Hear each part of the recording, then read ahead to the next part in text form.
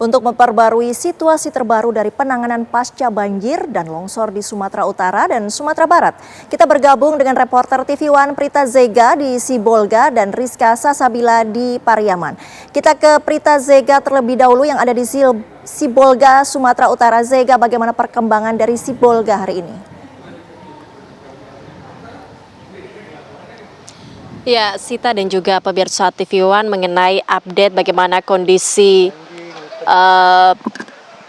warga di Sibolga Utara saat ini, bahwa memang warga saat ini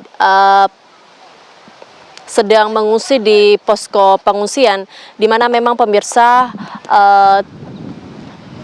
banyak sekali bantuan yang sudah diberikan oleh pemerintah, juga oleh lembaga-lembaga dan juga oleh masyarakat. Seperti saat ini kami berada di Kampung Aek Parira, Kecamatan Sibolga Utara, Kota Sibolga, di mana seperti yang terlihat saat ini bahwa masih banyak timbunan dan puing-puing rumah warga, di mana memang pemirsa masih banyak juga warga-warga yang masih mencari-cari bagian rumah yang masih bisa diselamatkan begitu. Dan tadi pagi hingga sore hari ini juga terdapat petugas PDAM untuk memperbaiki saluran air bersih yang memang dimulai dari jalur Aek Parira, Kecamatan Sibolga Utara, Kota Sibolga saat ini.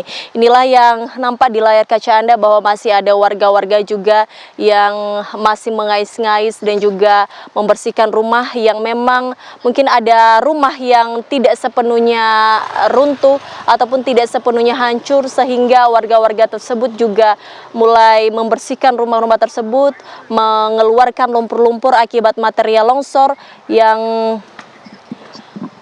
terjadi pada 25 November 2025 kemarin. Seperti juga tadi bahwa aliran ataupun saluran air bersih ini dialirkan untuk 3 wilayah yang dimulai saat ini di jalur Aek Parira, Kecamatan Sibolga Utara, Kota Sibolga saat ini, pemirsa. Dan untuk posko pengungsian sendiri, pemirsa, di sini terdapat 2 di Aek Parira sendiri. Dan juga terdapat posko khusus bantuan, di mana saat ini kondisi warga pun dalam kondisi baik-baik saja, di mana untuk pasokan bantuan dikatakan oleh para pengungsi bahwa sudah tercukupi, meskipun memang mereka masih mengharapkan apapun bantuan, mungkin bantuan pangan ataupun pakaian, obat-obatan dan lainnya masih terus akan ditampung di sini untuk disalurkan kepada banyak masyarakat.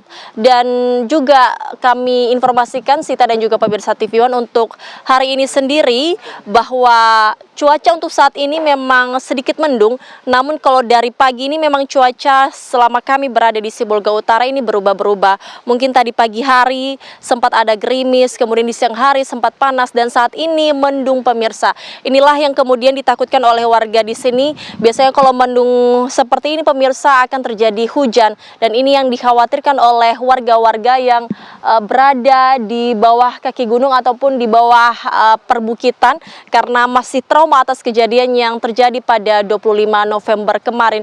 Dan itu yang terus diharapkan kepada pemerintah. Mereka menyampaikan bahwa apa solusi dari pemerintah untuk mereka yang kehilangan rumah, untuk mereka yang rumahnya ini sudah rata dengan tanah. Mereka sangat mengharapkan solusi dari pemerintah, mungkin berupa bantuan rumah atau bantuan-bantuan lainnya untuk menghidupkan mereka setelah apa yang mereka alami pada tanggal 25 November hingga hari ini. Demikian, kembali ke Anda, Sita. Dari Sibolga kita bergeser ke Padang, Sumatera Barat. Ada rekan Rizka Sasabila. Rizka, bagaimana penanganan pasca bencana di sana hari ini? Ya, selamat sore Sita dan juga pemirsa. Untuk penanganan terutama infrastruktur di kawasan Lambung Bukit ini memang belum ada perbaikan jalan, yang mana pada hari Rabu lalu jalan yang setengah dari jalan ini memang di bawahnya itu sudah kosong akibat diterjang pada banjir pertama, yaitu pada akhir November, dan pada hari Rabu lalu ini adanya banjir susulan hingga menerjang bagian yang sudah kikis dari jalan tersebut sehingga ambruk dan memutus jalan akses warga.